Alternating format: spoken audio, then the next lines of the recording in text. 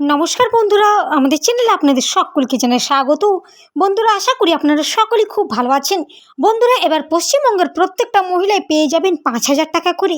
সরকারের তরফ থেকে দেওয়া হবে। এই খুশির খবর ঘোষণা করলেন মাননীয় মুখ্যমন্ত্রী স্বয়ং নিজে। কি জানানো হয়েছে, কোন প্রকল্পে এমন টাকা পাওয়া যাবে, তাই ভিডিওটি কোনো রকম স্কিপ না করে অবশ্যই শেষ পর্যন্ত সঙ্গে থাকুন।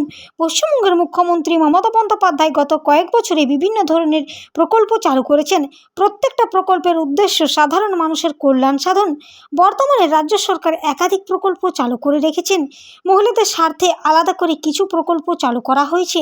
উদাহরণস্বরূপ বলা যায়, লক্ষ্মীর ভাণ্ডার, কন্যাশ্রী, রূপশ্রীর মতো বেশ কিছু সরকারি প্রকল্প উল্লেখযোগ্য ভূমিকা রেখেছে। বন্ধুরা, এই প্রকল্পটি হলো এমন একটি নতুন প্রকল্প যার মাধ্যমে প্রত্যেকটা মহিলা পেয়ে যাবেন শুধুমাত্র 5,000 টাকা। পশ্চিমবঙ্গের মুখ্যমন্ত্রী মমতা বন্দ্যোপাধ্যায় বিগত বছরে মহিলাদের জন্য একাধিক জনকল্যাণমূলক প্রকল্প সূচনা করেছেন। এই প্রকল্পটির নাম হলো জাগো প্রকল্প। এই প্রকল্পে কারা কিভাবে আবেদন করবেন, কারা কারা এই সুবিধা পাবেন, কারা আবেদনের যোগ্য। বন্ধুরা, এর আগে পশ্চিমবঙ্গ সরকার লক্ষ্মীর ভাণ্ডার প্রকল্পে প্রতি মাসে 1,000 টাকা ও 1,200 টাকা আর্থিক সহায়তা দিচ্ছে।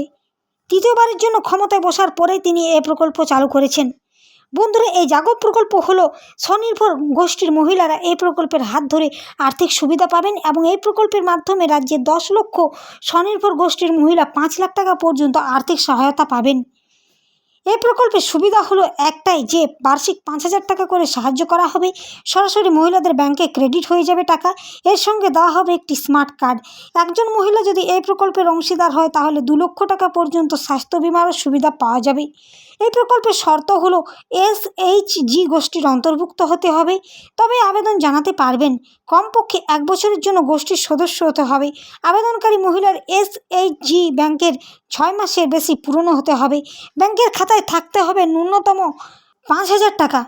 বন্ধুরা, এই প্রকল্পে কিভাবে আবেদন জানাবেন? একজন ব্যক্তি যদি পশ্চিমবঙ্গ সরকারের জাগো প্রকল্পের নাম নথিভুক্ত করতে চান, তবে অফলাইন কিংবা অনলাইন দুভাবে আবেদন জমা করতে পারবেন।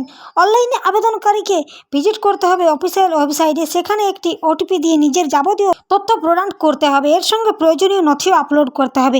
পাশাপাশি অফলাইনে আবেদন করতে হলে বিডিও অফিসে গিয়ে দরখাস্ত করতে পারবেন। এছাড়া জাগো প্রকল্প কেন্দ্র থেকে কল করতে হবে, সেখানে আপনারা যাবতীয় তথ্য দিয়ে রেজিস্টার করতে পারেন। এই ছিল বন্ধুরা আজকে বিশেষ কিছু গুরুত্বপূর্ণ প্রয়োজনীয় আপডেট। ধন্যবাদ।